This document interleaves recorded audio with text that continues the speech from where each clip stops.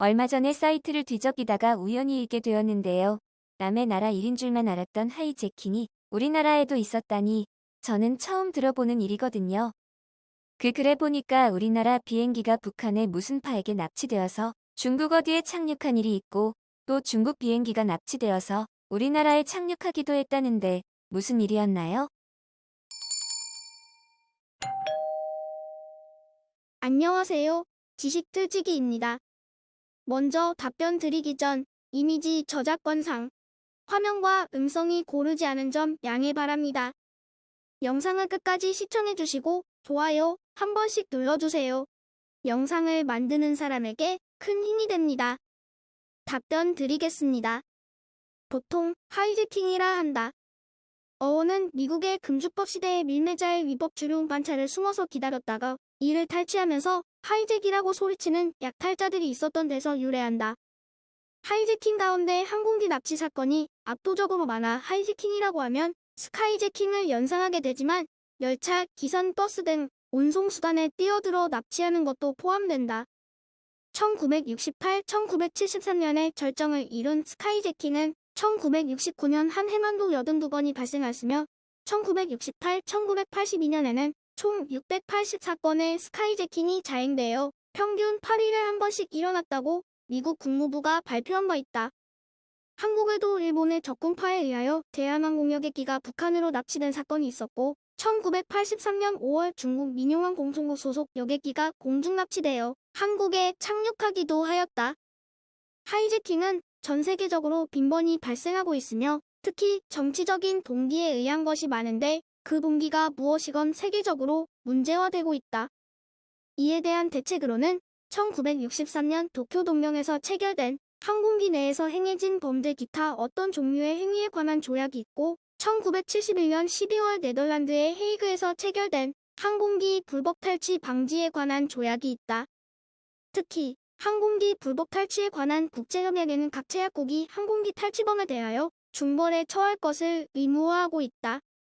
재판권에 관해서는 항공기의 등록국, 항공기가 임대된 임대인의 본국, 항공기가 용의자를 태운 채 착륙한 나라를 지정하기로 되어 있고 용의자가 영역 내에 체제하고 있는 제약국에서는 이들 3국의 용의자를 인도하거나 자국에서 소추하는 조치를 취하되 하이제킹의 중대성에 비추어 용의자의 주관적인 의도에 관계없이 사적 목적이든 정치적 목적이든 간에 이 밖에도 각국의 국내법에서 특별법을 제정하여 이를 엄하게 처벌하는 나라들도 있다. 또한 한국의 항공기운항안전법에도 항공기 납치를 폭력 또는 협박 기타의 방법으로 운항 중인 항공기를 강탈하거나 또는 그 운항을 강제하는 일이라 정의하고 항공기 납치범에 대해서는 무기 또는 7년 이상의 징역에 처하며 미수범도 처벌하도록 규정하고 있다. 항공기 납치와 관련하여 사람을 치사상하게 한 자는 사형 또는 무기징역에 처하며 항공기 납치를 위한 예비 음모 등도 처벌된다. 일본 적군파에 대해서 1969년 두 개의 극좌파가 연합하여 이루어진 일본의 테러리스트 단체, 본래 이름은 연합적군이다. 1970년 초에 적군파는 일본 항공의 항공기를 여러 대 납치하고 이스라엘 텔아비브의 로드 공항에서 무차별 학살을 자행했으며 여러 나라에서 대사관을 점거하는 등 주요 테러 작전을 잇따라 감행했다. 그러나 내부적으로는 심각한 분쟁을 겪고 이 파벌 싸움은 결국 1972년에 호전적인 단원들이 동료 14명을 처형하는 사태를 빚었다. 적군파 조직은 아주 소규모였지만 1990년대까지도 간헐적으로 계속 테러 행위를 저질렀다. 2001년 5월 조직을 해체하고 합법단체로 거듭날 것임을 선언했다. 또 유명한 것이 북한의 칼기 폭탄 테러입니다.